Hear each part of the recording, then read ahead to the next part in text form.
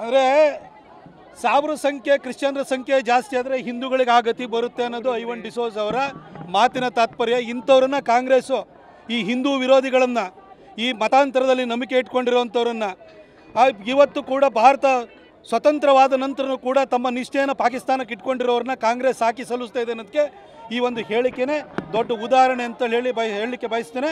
ಹಾಗೆ ಹಿಂದೂಗಳೇ ಎಚ್ಚೆತ್ಕೊಳ್ಬೇಕು. ಕಾಂಗ್ರೆಸ್ ಸಾಕಿರುವಂಥದ್ದು ಈ ರೀತಿ ಹಿಂದೂ ವಿರೋಧಿಗಳನ್ನ ಅನ್ನೋದನ್ನು ಈಗಲಾದರೂ ದಯವಿಟ್ಟು ಅರ್ಥವನ್ನು ಮಾಡ್ಕೊಳ್ಳಿ.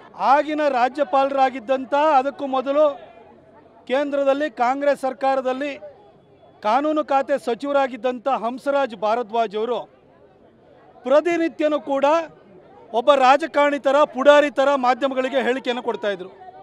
ಹಾದಿ ಬೀದಿಯಲ್ಲಿ ನಿಂತ್ಕೊಂಡು ಯಡಿಯೂರಪ್ಪ ಸಾಹೇಬರ ಸರ್ಕಾರವನ್ನು ದೂಷಣೆಯನ್ನು ಮಾಡ್ತಾಯಿದ್ರು. ಒಂದು ರೀತಿಯಲ್ಲಿ ಆಗ ರಾಜಭವನ ಅನ್ನೋದು ಕಾಂಗ್ರೆಸ್ನ ಕಚೇರಿಯಾಗಿತ್ತು.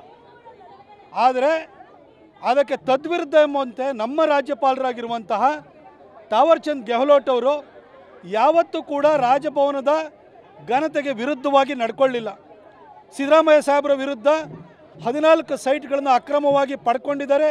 ವಾಲ್ಮೀಕಿ ಅಭಿವೃದ್ಧಿ ನಿಗಮದಲ್ಲಿ 187 ಕೋಟಿ ರೂಪಾಯಿ ಹಗರಣ ಸಂಭವಿಸಿದೆ ಅಂತ ತಿಳಿದು ಬಂದಾಗಲೂ ಕೂಡ ಒಂದು ದಿನವೂ ಕೂಡ ಸಾರ್ವಜನಿಕವಾಗಿ ಸರ್ಕಾರವನ್ನು ಟೀಕೆ ಮಾಡುವಂಥ ಕೆಲಸವನ್ನು ಮಾಡಲಿಲ್ಲ.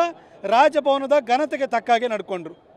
ಆದರೆ ಖಾಸಗಿ ದೂರುಗಳು ಬಂದಂಥ ಹಿನ್ನೆಲೆಯಲ್ಲಿ ಮುಖ್ಯಮಂತ್ರಿಗಳಿಗೆ ನೇರವಾಗಿ ಕಾನೂನಿನ ಪ್ರಕಾರವಾಗಿ ನೋಟಿಸ್ ಕೊಟ್ಟು ಅವರ ವಿವರಣೆಯನ್ನು ಪಡ್ಕೊಂಡು ಅದು ಸಮಾಧಾನಕರವಾಗಿ ಇಲ್ಲದೇ ಇರೋ ಕಾರಣಕ್ಕೋಸ್ಕರವಾಗಿ ಪ್ರಾಸಿಕ್ಯೂಷನ್ಗೆ ಅವಕಾಶವನ್ನು ಮಾಡಿಕೊಟ್ಟಿದ್ದಾರೆ.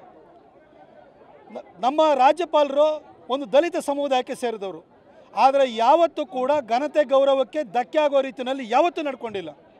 ಇಂತಹ ತುಳಿತಕ್ಕೊಳಗಾದ ಸಮಾಜದಿಂದ ಬಂದರೂ ಬಹಳ ಗೌರವಯುತವಾಗಿ ನಡ್ಕೊಳ್ತಿರುವಂಥ ರಾಜ್ಯಪಾಲರ ವಿರುದ್ಧ ಕಾಂಗ್ರೆಸ್ಸು ಅವಾಚ್ಯ ಶಬ್ದಗಳಿಂದ ನಿಂದನೆ ಮಾಡ್ತಾ ಇದೆ. ಕೃಷ್ಣ ಬೈರೇಗೌಡರು ತುಂಬ ನೀಚ ಮಟ್ಟದಲ್ಲಿ ಅವರನ್ನು ಟೀಕೆಯನ್ನು ಮಾಡ್ತಾ ಇದ್ದಾರೆ. ಕಾಂಗ್ರೆಸ್ನ ಒಬ್ಬೊಬ್ಬರ ಸಚಿವರು ಕೂಡ ಅಟ್ಯಾಕ್ ಮಾಡ್ತಾ ಇದ್ದಾರೆ. ಇದು ಕಾಂಗ್ರೆಸ್ಸು ದಲಿತರ ಬಗ್ಗೆ ಇಟ್ಕೊಂಡಿರುವಂಥ ತಾತ್ಸಾರ ಮನೋಭಾವನೆಯನ್ನು ತೋರಿಸ್ತದೆ. ಅಂಬೇಡ್ಕರ್ ಅವರು ಈ ದೇಶಕ್ಕೆ ಸಂವಿಧಾನವನ್ನು ಕೊಟ್ಟಂಥ ವ್ಯಕ್ತಿ.